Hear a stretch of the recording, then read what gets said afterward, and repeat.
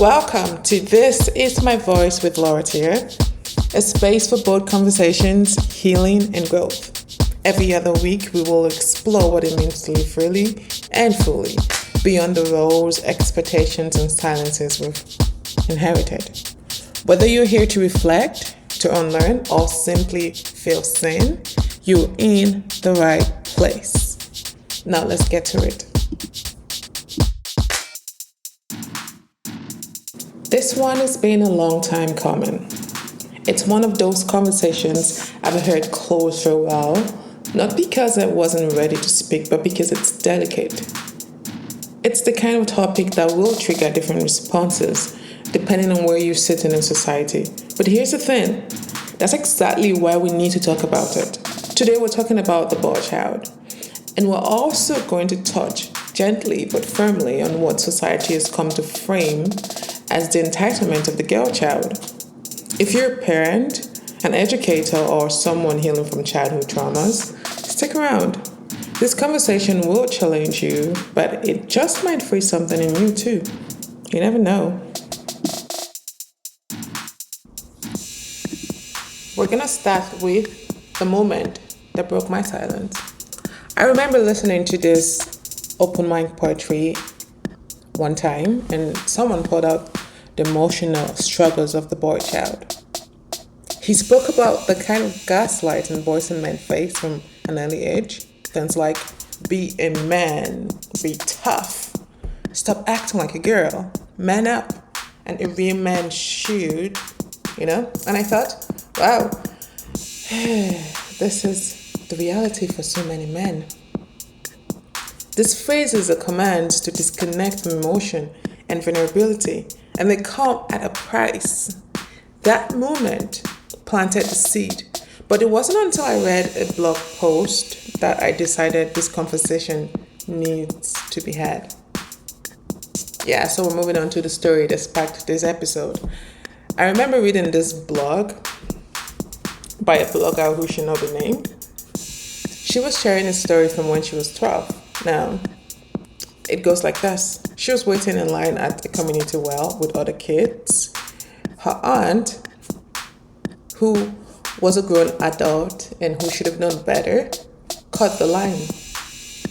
And this 12-year-old girl stood her ground and boldly told her aunt to go to the back of the line, like respect the decorum, And even when her mother and others tried to brush it off, she doubled down and said, "You taught me not to let anyone cheat me." And this is one of those situations, right? She has to follow the order.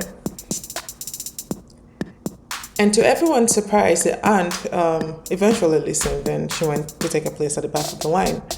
Now listen, at first when I read this, I was inspired. It was bold, especially in African culture where elders are really challenged. But then she said this, "I'm thankful my parents taught the girl child to stand up for herself." And something in me just snapped. Because that was exactly where the story lost me.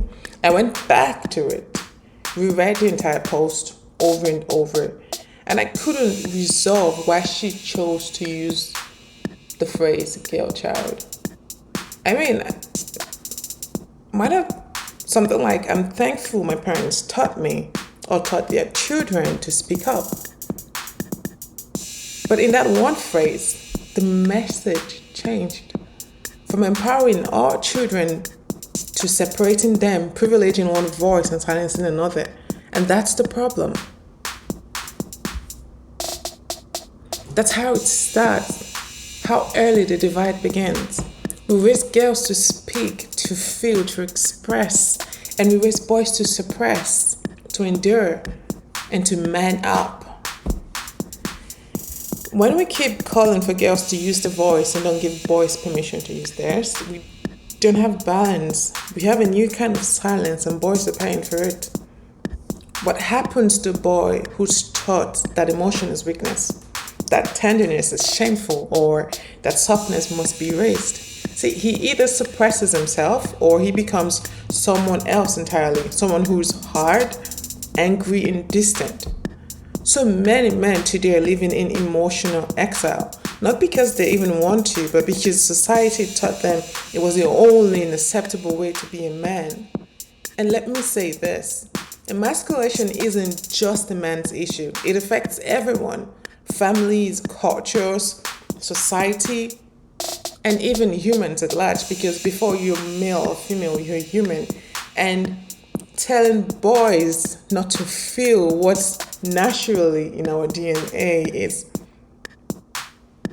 ridiculous. I mean, we raise men who can't connect, and then ways down the road, when they become boyfriends and husbands and are emotionally disconnected, we complain, oh, he's not sensitive enough. Well, duh, what did you expect? And unfortunately, that ripple affects everyone.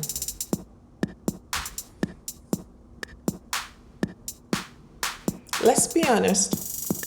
The emasculation of boys doesn't only come from male figures. Some of this starts with us, the women.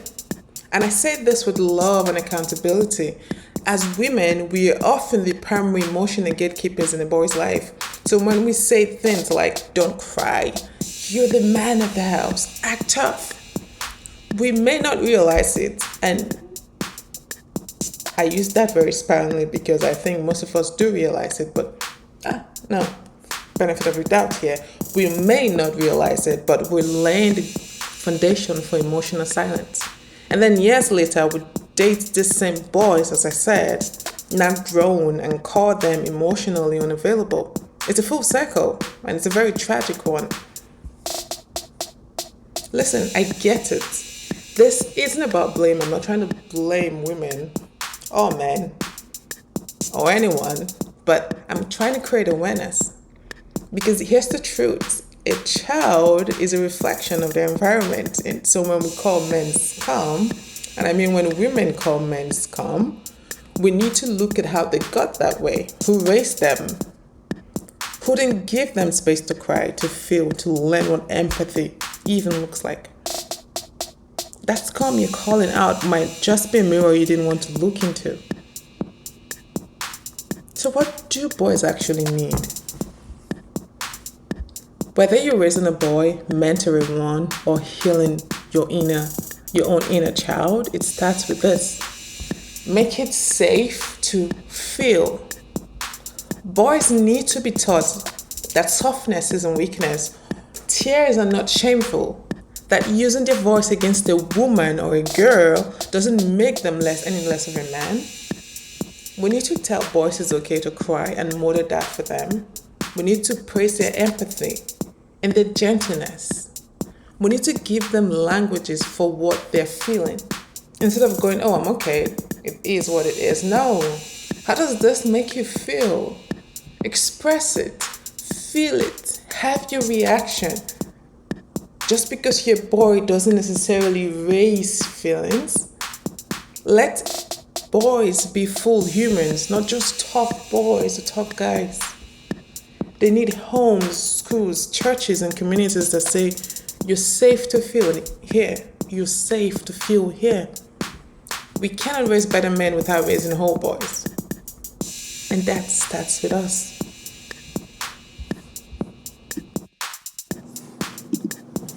These are my final thoughts for this episode.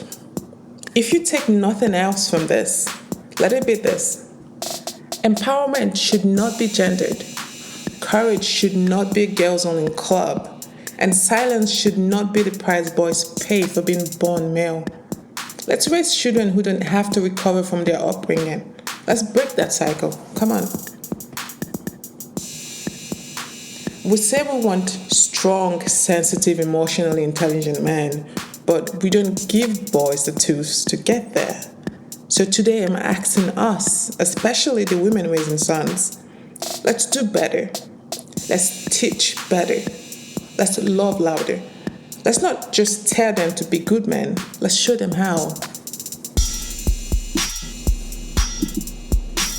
Thank you for spending time with me, and this is my voice. If this episode moved you, share it with someone who needs to hear it. And don't forget to subscribe, rate, and leave a review. You can find me on Instagram at Of Life She Writes for more reflections, behind the scenes, and real life conversations. Remember our motto on This Is My Voice: speak, even if your voice shakes. Until next time, this is Lora Tia, and this is my voice.